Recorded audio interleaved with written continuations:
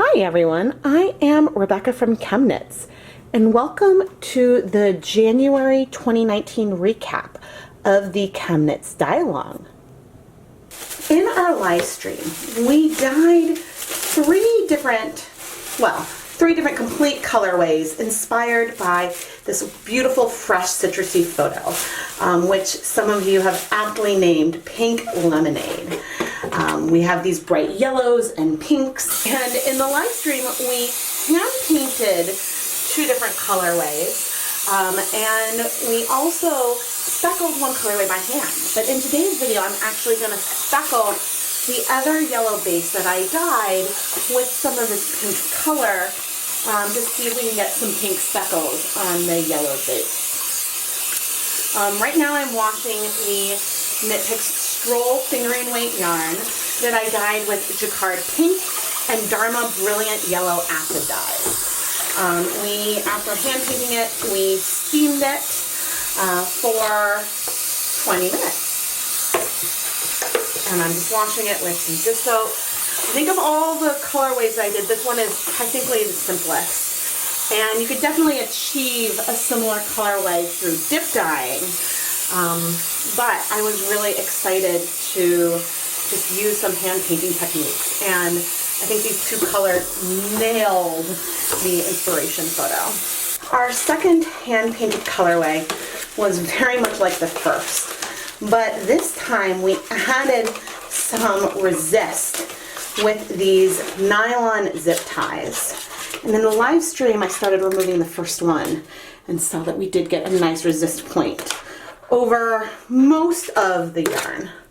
I went over like both sides of the skein instead of just half of it because I couldn't get the zip ties tight enough.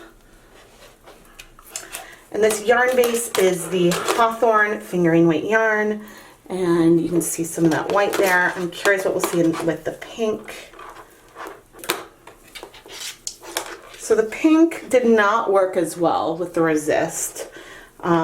We do have some, but it's not perfect.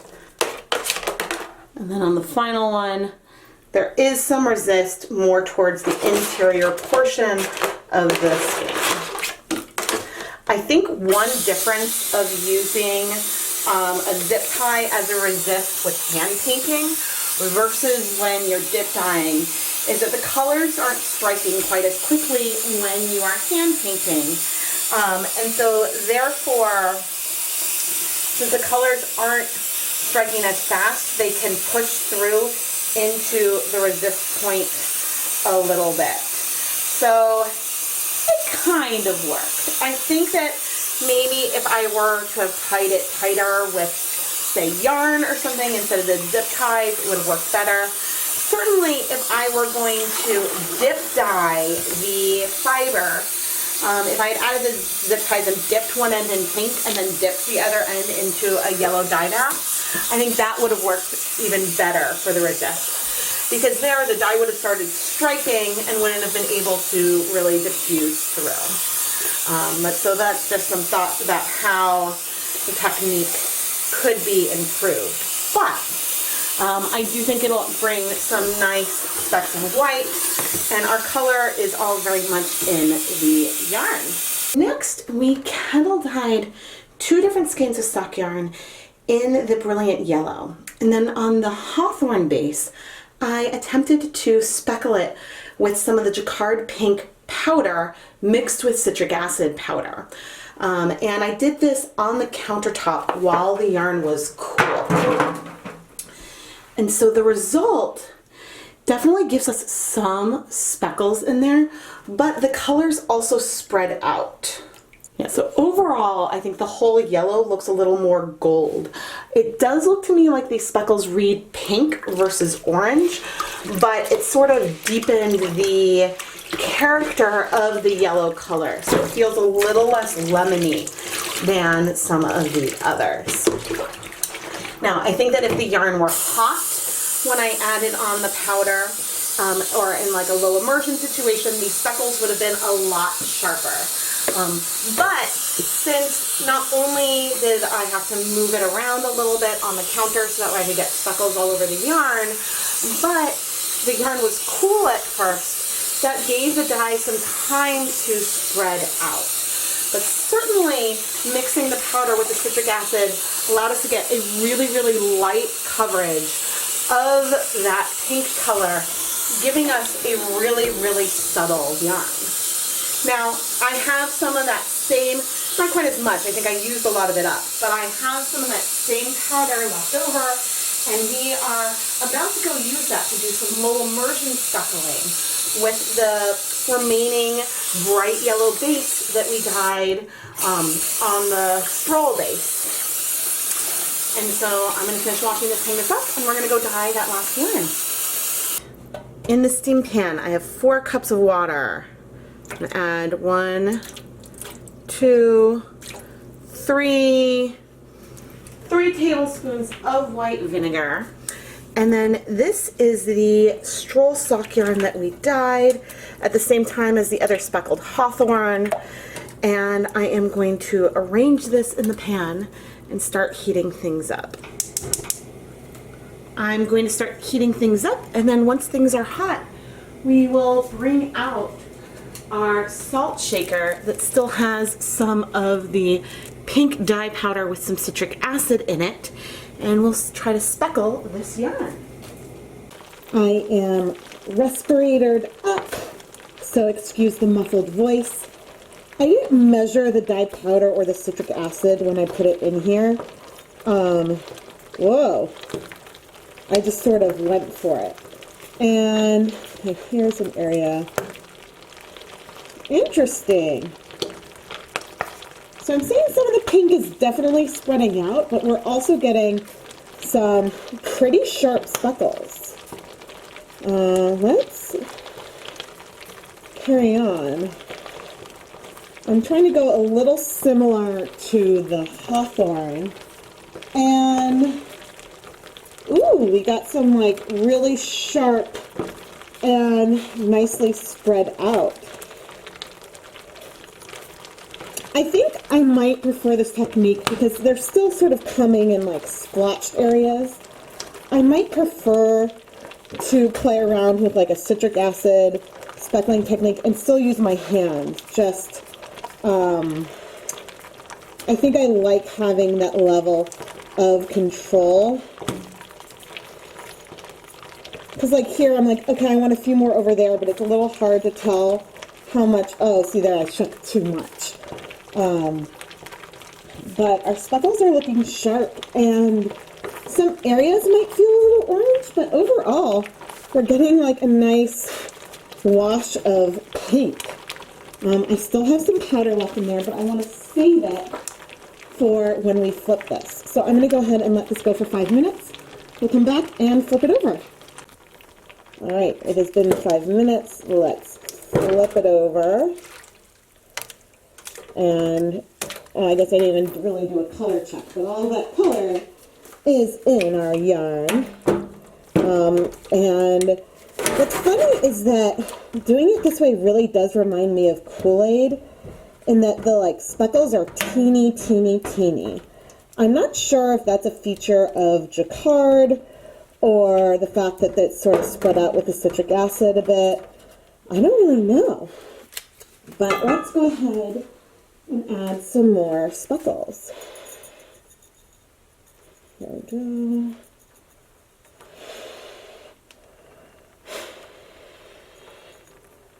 Yeah, I'm not a fan of the shaker. I think that we've got some like really, really cool speckling going on, but it's really, really hard. I'm sort of bringing this together so I can get some speckles in this region. It's really hard to tell where, like when it's going to come out. I think I've used most of it up.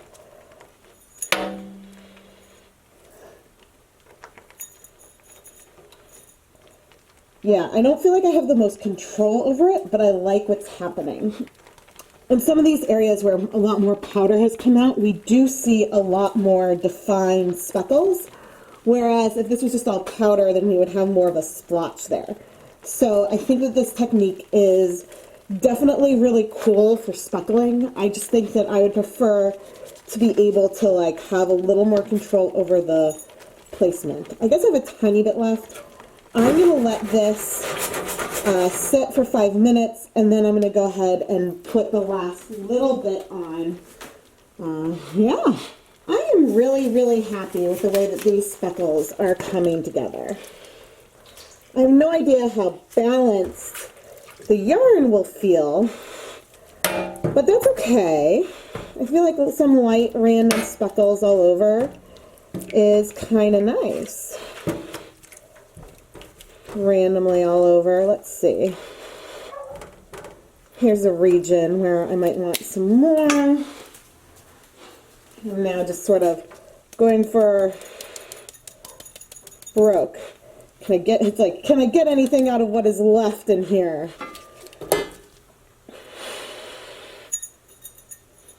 And the answer is, I can't tell. But maybe when oh dear, that was a lot when I opened up that lid. Oh man. It's giving me like a new region to work with over here.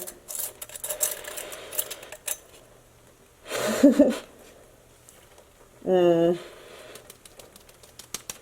right. Well, that's the big specks that are left in there, but I'd say we're pretty well tapped out of our salt shaker. Just out of curiosity. Okay, just put some water in, and it is only barely pink. Like, most of the dye did in fact come out, and there's not like a lot left all over the place, which is pretty nice. I'm gonna go ahead and I guess actually spread this back out so we can have a little more heat distributed, but I'm gonna let this sort of sit on the heat for another 5 minutes, and then we'll come and turn it off.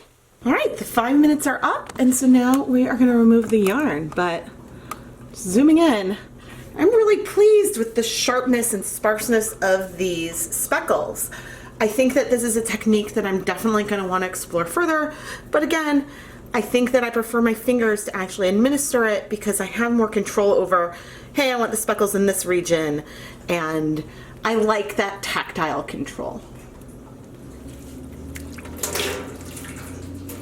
But our water is clear, so I'm going to set this aside so the yarn can cool, and then we can wash it.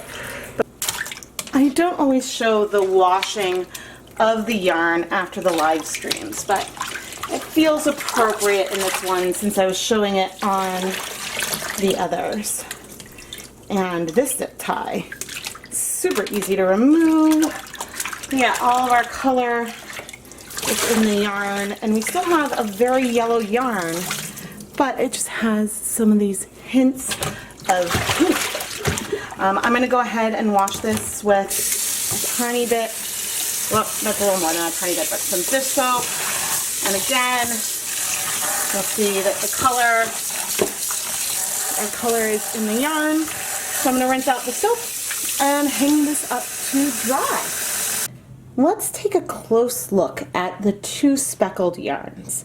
Now, clearly I used a lot more of the powder on the hawthorn than I did on the stroll, but we definitely see speckles on both of them. On the stroll, these speckles are itty bitty, teeny tiny, and I'm not sure if it's from the citric acid I added or if just the pink is just that much paler to begin with, but you know, these speckles, even when they're a little more concentrated, are sharp and small. On the hawthorn, we still have some small itty bitty speckles here, but we also have some patches where the color did spread out a bit more. And that is because we added the dye here onto cool yarn and then steamed it. And since we had to move the yarn around a bit, some of the color could spread out a little bit more before we set it. It's also possible that we had a slightly higher acid concentration on the stroll. So I don't think that these differences are as much based from the yarn bases as they are the overall technique. The speckling and washes of pink are way more subtle in the stroll than the hawthorn. Again, that's because of the differences in the amount of dye that we used. But both of these give us some pops of pink on a bright yellow base. It's just that in some of the pops and a little bit of wash of pink, the hawthorn ends up looking more gold. So I don't want you to draw from this that one yarn base is better for speckling than the other. It's more that if you want sharper, defined speckles, use hot yarn. It doesn't even necessarily need to be low immersion, but bring yarn straight from the steamer and then add the powder on while it's hot, so that way those dyes can start to strike right away. Similarly, you can definitely get some cool speckles on cool yarn with the other technique. They'll just be a little more spread out. So even if I don't think I want to use the salt shaker itself a lot more in the future, I am really excited to explore more with mixing dry powders with just citric acid to sort of help me make the little speckles a little more spread out, so that way I don't get clumps of color but maybe clumps of speckles.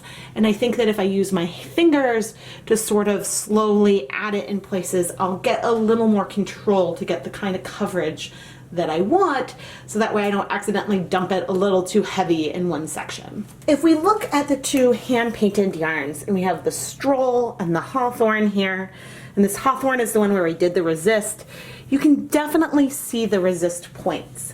However, I think resists like this work better if you're going to be dipping into different colors or doing some kind of immersion technique that's hot where the colors strike faster versus doing something that's more hand painted. Because honestly, some of these resist points almost just look like points that had a little less dye from our Stroll yarn. So it's not that loud. And you know, while they did work in the center, they worked better in some areas than others because some of the dye was able to get in there because it didn't strike right away. So there was a little more time for it to get a little closer. Whereas I think if we had just taken this yarn and with the resists and dipped part of that into the pot to let the color strike, the resists would have made a little more of a difference. But of course we don't know that until we test it out. And I still think that both of these colorways are really, really cool.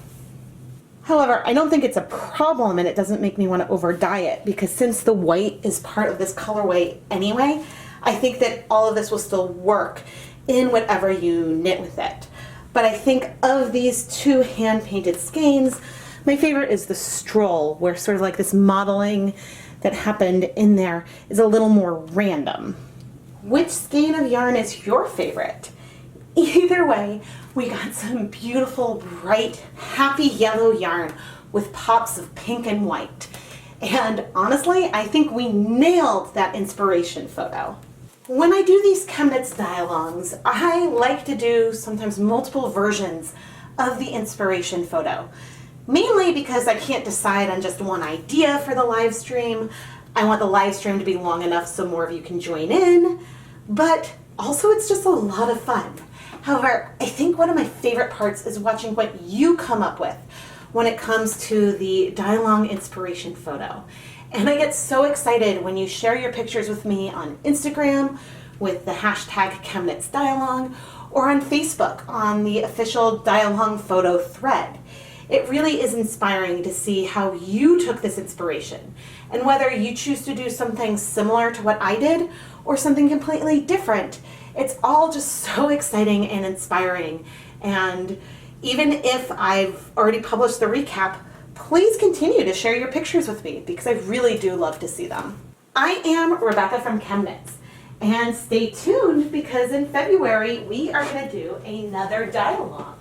And who knows, I might not be done with this colorway yet, and I might have a little more ways to play around with this whole pink lemonade theme.